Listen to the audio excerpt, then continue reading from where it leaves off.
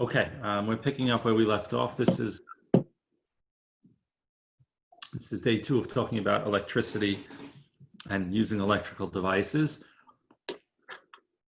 Yesterday we talked about the device. It's the idea of electricity itself being an isur deoraita. We consider it like burning a fire. And we started talking about the refrigerator and whether or not one can open a refrigerator or not on Shabbat. And basically, what we said yesterday is, in the general case, you can open the refrigerator because it doesn't in general directly cause something to happen. We're going to talk about that now, but you're not, if the temperature rises or lowers, it's kind of indirect, not necessarily immediate when I open the door to the refrigerator. So that's a general rule. However, if my refrigerator automatically, definitively turns on something when I open the door, so then that is a problem. So the obvious example that all refrigerators tend to have, or most refrigerators tend to have today, is if you open the door, a light goes on. Most refrigerators today are built with some version of a light inside the refrigerator, so you could better see inside what's in there. The refrigerator is generally a closed box, and therefore it's darker. And in order to see better, almost all refrigerators today, when you open them, have some version of a light inside of them. And that light usually goes on by switch, right? When you open the door, either a magnet sensor is there, or actually a little flip piece goes up and down. And how do we deal with that? So first of all, if that exists in your refrigerator, it is a problem. So you really have to disable the light. So how can I disable the light? There's a number of different ways. It used to be pretty easy to just unscrew the bulb. Today, actually, it's very hard to unscrew the bulb in refrigerators. They're much more built in and much more difficult to take in and take out. So another possibility is to tape up the switch so that it stays in a particular spot. So that's definitely something that could be done.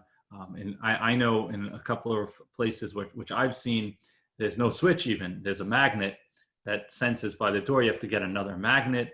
So it's complicated, but the basic suggestion is that we have to find a way to disable the light on the refrigerator so that when I open my refrigerator door, the light doesn't go on. And when I close my refrigerator door, the light doesn't go off. Both of those would be a problem. So that's something that we try and do. And if it means, what I suggest and what actually he suggests in the book also is, even if that means during the week, I don't have a light on in my refrigerator, so I don't have to think about it every Friday and make the 1 week where I make the mistake and so on, best to do that. Just don't, live with a little less light in the refrigerator and you'll be okay. That's my suggestion, because we don't want to be opening the refrigerator door and turning on the light as we do so. So that's the refrigerator. Now, let's say you forgot, right? Or you're in a different place or something along those lines. Now you need to, it's Shabbat, there's food in the refrigerator, you need to eat the food. So what do we do, right? How do we do this? You can't turn on the light in the refrigerator. And if you open the refrigerator door, you're going to be turning on a light. So what do, right? We wouldn't turn on, so how do we deal with this? So the first and obviously easiest answer, if it's available, is if you have a non-Jewish person, you would be able in this instance to ask the non-Jewish person to do this. Since it's two derabanan, number one, the non-Jewish person, and two, it's kind of indirect in the way that it's happening. So since that's the case, and since it's for a mitzvah, you're eating on Shabbat, so you would be allowed to do that. It's not something we want to set up to have happen, but if you're in that instance where you can't open the refrigerator because there's a light there, you can ask the non-Jew to do it for you. That would be the best thing to do. But in some instances, you don't have a non-Jew, right? So what do you do if you don't have a non-Jew? What's going to be the protocol? How are you going to go about it? So a couple of things that he suggests here in the book, and again, this is not for lechat techila. It's not what we do on purpose. But if you're in a situation where if you don't do this, you're either where you're in a situation where you're either going to violate Shabbat or not eat, right? Which is bad, right? You can't have that. So it has to be that level of situation. So he says one thing you can do is pull the plug on the refrigerator, right? Which is also today very hard to do for most refrigerators. In most of our kitchens and things like that, the refrigerator is generally built into a place that makes it very hard to get to the plug.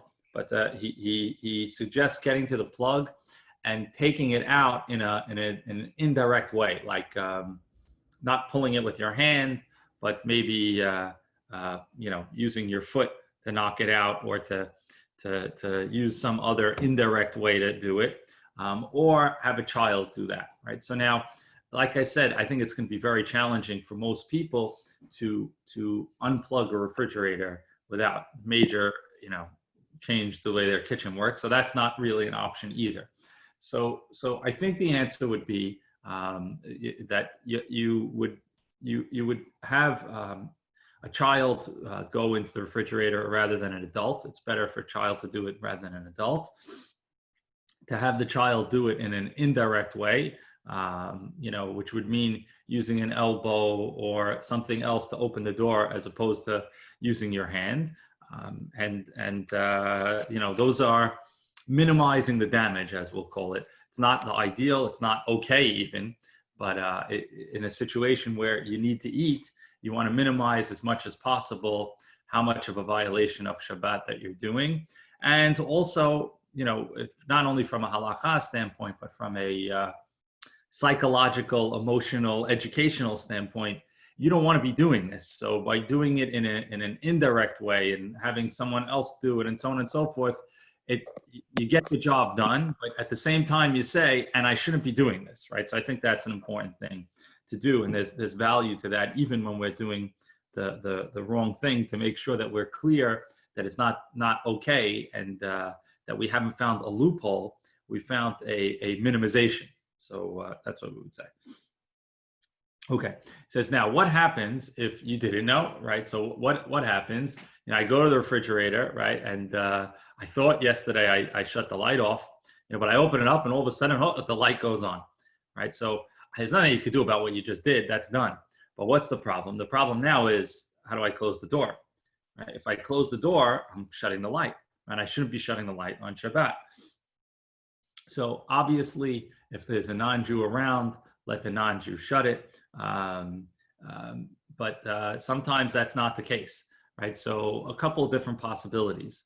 Number one, if it's possible for you to have the refrigerator closed but not closed all the way, that's something that's possible. In other words, can you have the refrigerator closed most of the way, but that the light will still stay on, and but the door will be mostly closed, which would preserve most of the food inside? That would be one possibility.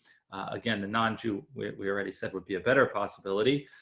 The other thing is, a lot of doors on refrigerators will, if you leave them, they'll close on their own.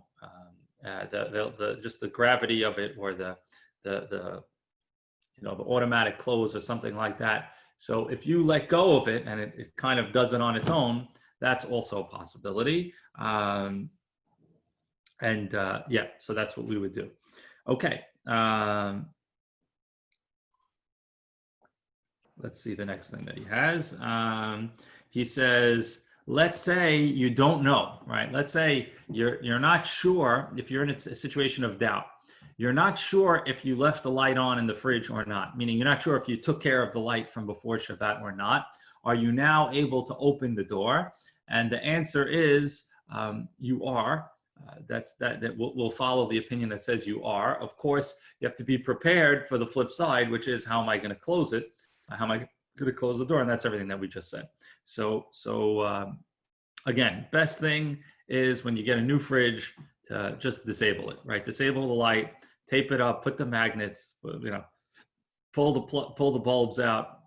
So you never have to think about it. You never have to worry about it. That's the best option. And have a goy around is the second best option, is to have a non-Jew around to help us. The places where it comes into most, the biggest challenges are when we go away on vacation. If we're in a hotel or someone else's house or something like that, we have to make sure to think ahead from before Shabbat starts in order to take care of this. Okay. He says, "Mekarer bal hafshara automatit shasui beofen shal-yidei nituk peulat hamanoach nidlak bo guf chimum lohet hamafshir et hakerach shetztaber bo asur lezkor et dalto b'sha'ah shemekarer po'el kevan shal-yidei sgirato hu gorem להפסקת פעולת המנוע ממילא גורם להדלקת גוף החימום שבו." Okay, I don't even understand why someone would have such a refrigerator like this, but other versions of automatic functions. So that's what he's talking about. Okay, now this was something that we had talked about before, so I'll bring it up here. Mutar l'shtamesh b'mitkan chashmali l'kirur mayim. He says you're allowed to use some electric device that cools water, כמו במקרר חשמלי רגיל, like in a water cooler. ונכון מאוד שלא להשתמש בו בשעה שאינו פועל, שכן על ידי הוצאת המים קרים לתוכו, נכנסים מיד מים רגילים לתוכו, וגורם בזה להקדמת פעולת המנוע, והמקל להשתמש גם בשעה שאינו פועל, יש לו מה שיסמוך, ובפרט שיש מכשירים שקשה לדעת מתי הם פועלים. Basically, water coolers, it's not as direct. The way the water gets cooled is not as it passes. It's like not instant. It's actually running on and off all different times. So the water is basically already cool. And what you have there is really just opening a faucet that's releasing cool water. Now you may be letting cold water get onto the, get into the new cooling area, but that's not a problem. It's not a sin to cool water on Shabbat. You may indirectly cause the electric to work a little harder or something like that, but it's indirect. It's not intentional, and it's not necessarily going to happen. So as a result, using the water cooler is not a problem. Okay. What about making ice? So he says, "Mutar latet mayim letavniyot ulahakviyot hakfa'a shel hamekarer chashmali ubefrat me'hakayitz hachamim sheyesh b'zeh mishum oneg Shabbat." He says you're allowed to, a lot of people have the electric ice makers today, but talking about using those old ice cube trays, says you're allowed to take, water that's not frozen, obviously it's water, put it into the trays and take the trays and put them in the freezer and make ice. There's no sin in terms of making ice. So that's allowed as well. We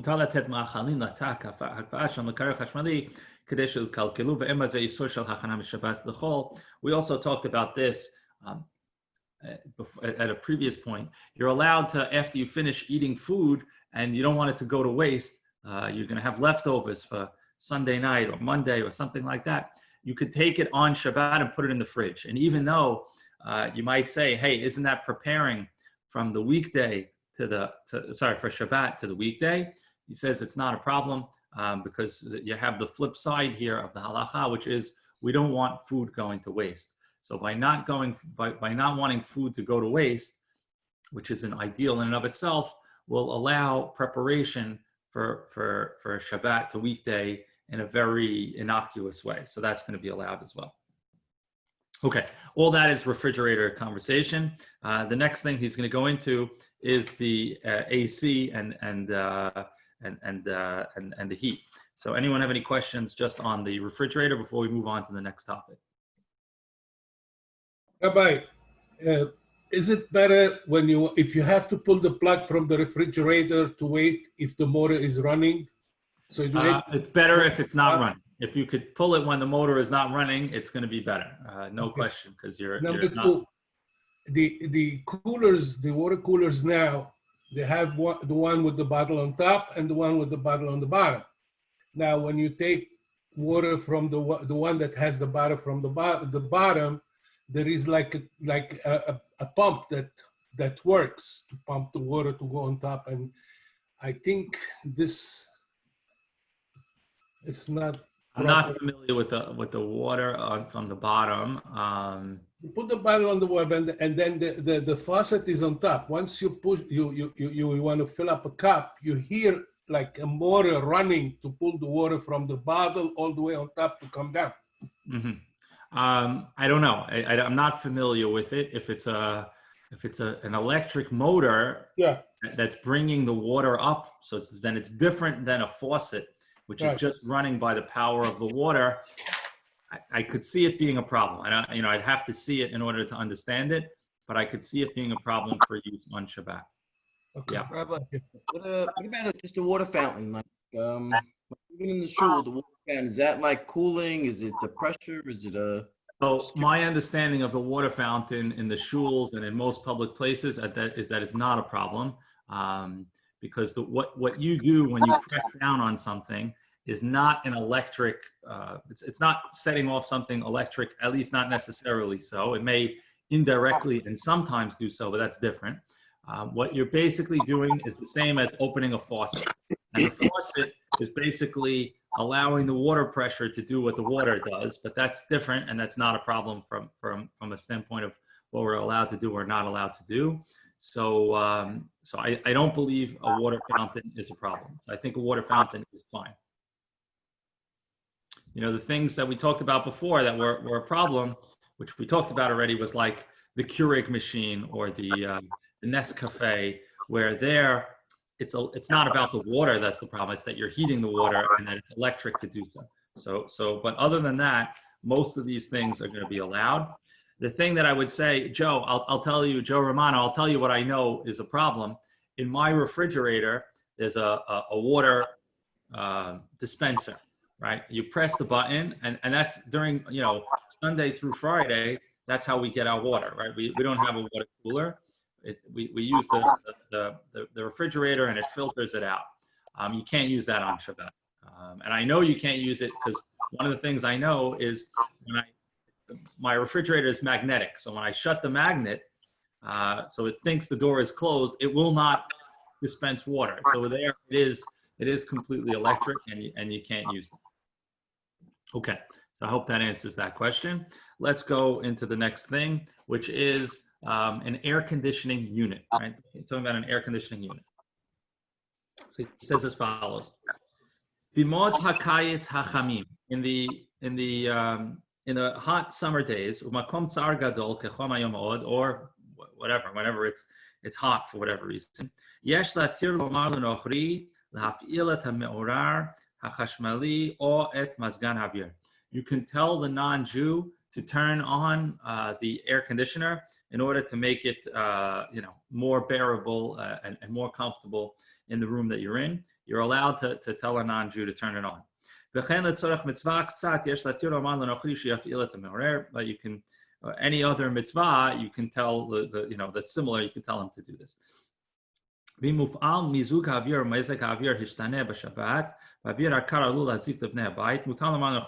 says, so too, if it got too cold, right? Somehow the AC was put on at a temperature too cold, and you're concerned someone's going to get sick, or even if people are just very uncomfortable, same thing. You could tell the non-Jew to shut it off. So that's the first thing that we're saying is that for air conditioner, to tell the non-Jew to use it, to operate it, is fine. גוי שנכנס לחדר אוכל של יהודים ורוצה להדליק את המעורר, אם הוא יושב אוכל שם איתם בחדר או קורא עיתון וכדומה, אין צורך למחות בו, כי נר לאחד נר למאה. אבל אם מדליק את המעורר והולך, צריך למחות בו, מקום כבר עבד והדליק, and okay, so I'm not going to talk about this. Okay, so it says, חדר שיש בו מזגן חשמלי או הסקה חשמלית, הפועלים על ידי thermostat, אפשר להקל לפתוח את הדלת של החדר, אף על פי שעל ידי פתיחת הדלת חודר אוויר מבחוץ הגורם להפעלת thermostat, and so on. So he says, what's the case?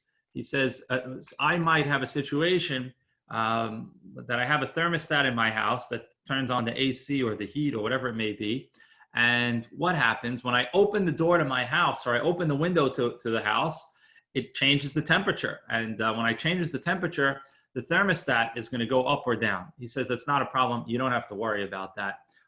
It's not a big deal. Today, we have a lot of temperature control, which is done automatically. A lot of the thermostats are just set. So, of course, if you're setting something from before Shabbat, that's not a problem. Let's say I'm in a situation where the AC was not put on from before Shabbat, and it's going to be one of those 90, 95 degree days, and it's completely uncomfortable. So we said you could have a non-Jew, but let's say I don't have a non-Jew and I can't get a non-Jew. So like we said before, if you can have a child do it in an unusual way, that's the best thing in that situation. Or if there's no child, so use an elbow or some other indirect way of doing it, that would be the best thing to do.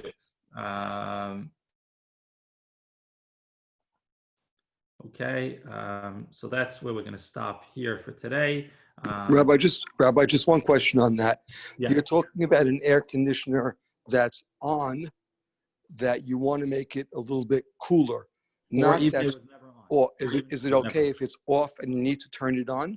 Even, yeah. I mean, even that, I would say yes. But again, you can't do that, regularly. You can't. But with a goy, you can, right? But let me back up. If there's no AC on and I want to have the AC on, I could go and tell the non-Jew. Go ahead, no problem. If there's no AC on and there's no goy, really you're not supposed to turn it on. But if we're talking 5 degrees up and down, so don't do it, right? But if you're talking, it's 85 degrees in the room and everyone's sweating and uncomfortable and they can't sit there, right? 90 degrees or something like that, then I would say you can do so using the indirect, and the indirect, we've talked about a couple of different options. Ideally, Yes. a child, not an adult. Ideally, not using your hands and using some other version. Got it. Thank you, Rabbi. Thanks for the clarification. No problem. Okay, we're going to stop here for today, and we'll pick up with Shaharit. Today's learning was in memory of Rina Bat Rose and Simcha Bat Sophia. All learning today and all tefillah today. Rina Bat Rose and Simcha Bat Sophia.